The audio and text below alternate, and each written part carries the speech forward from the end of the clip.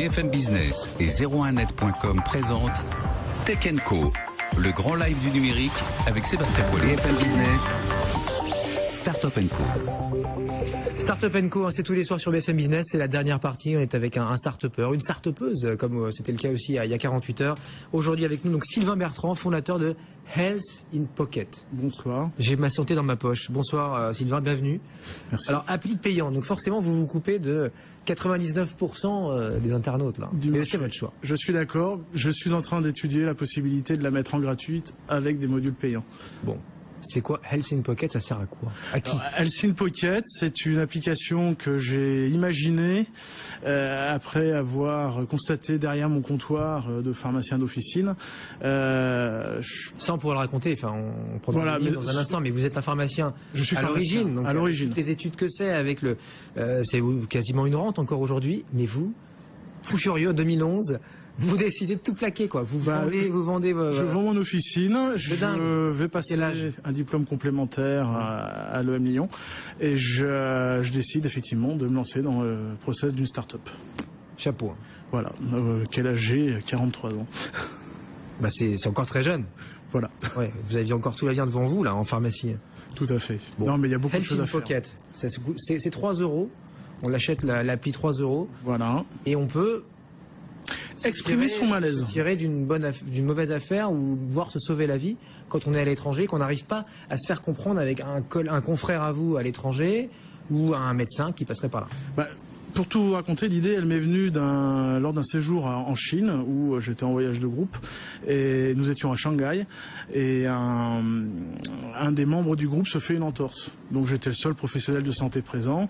En tant que pharmacien, je savais qu'il fallait mettre de la pommade, trouver des bandages, faire un strap. Je me vois encore dans la pharmacie à Shanghai avec la guide où je traduisais moi en anglais et la guide traduisait en chinois pour pouvoir déjà faire comprendre le problème, la nature, l'entorse, et puis trouver le traitement adéquat et adapté. Voilà. Et ça s'est bien passé ou pas? Pour lui, oui. Ouais.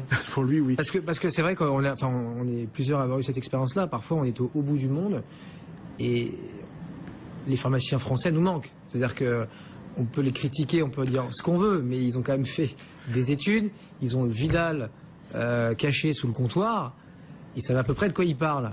Il y a beaucoup d'endroits où vous avez une bouteille de coca à 1 mètre de vos médicaments, quand c'est pas des chips ou autre chose, voire des paquets de cigarettes, où le type en face n'y connaît rien. C'est un vendeur. Voilà.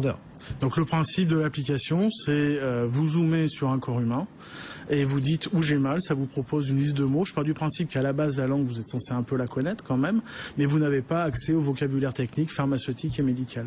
Donc l'appli elle est là pour vous aider à trouver le mot en français, à le traduire dans la langue où vous voulez. Ça switch dans n'importe quelle langue? Ça switch aujourd'hui dans 15 langues. J'ai 25 langues à rentrer. Aïe.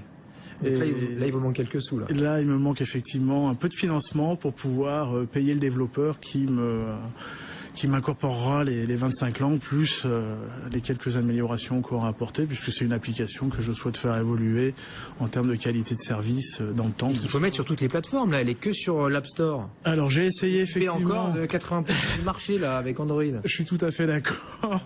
J'ai bien essayé de passer sur Ulule et malheureusement j'ai pas eu le financement adéquat, donc je ne désespère pas. Je compte y revenir un peu plus tard. Donc il faut faire effectivement un peu de financement participatif et puis faut faire parler de vous et c'est le cas ce soir. Tout à fait, je vous en remercie.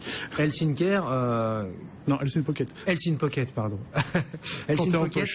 Ça a 18 mois, donc c'est à la fois tout récent, mais on sait que dans votre secteur, il faut aller très très vite. On peut vous piquer l'idée. C'est vrai que dans le secteur de la santé, moi j'ai eu l'idée, je me suis dit je vais la développer comme ça pour voir. Et aujourd'hui je me rends compte que sans rien faire, elle se télécharge dans le monde entier, puisque j'ai des Canadiens, des Américains, des Russes. Sans communiquer. Évidemment, vous n'avez pas de budget communication, donc j'ai vous n'avez pas acheté des pages Facebook. Donc aujourd'hui, effectivement, mon souci est là, c'est de trouver des partenaires financiers pour pouvoir communiquer. Quand je vois ce qu'on arrive à faire avec peu, une communication ciblée et bien étudiée, je pense qu'on peut arriver à beaucoup. Bon voilà, l'appel est lancé pour ceux que ça intéresse. Health in Pocket sur BFM Business avec son fondateur Sylvain Bertrand qui était notre invité. Merci à vous. Ce mercredi soir. Merci Sylvain, bon vent à vous. Et donc c'est sur l'App Store, ça coûte à peine 3 €. J'ai dit 3 €. 2,99 €. Voilà, c'est... prix marketé. 2,99. L'application à utiliser quand on voyage. Ça peut...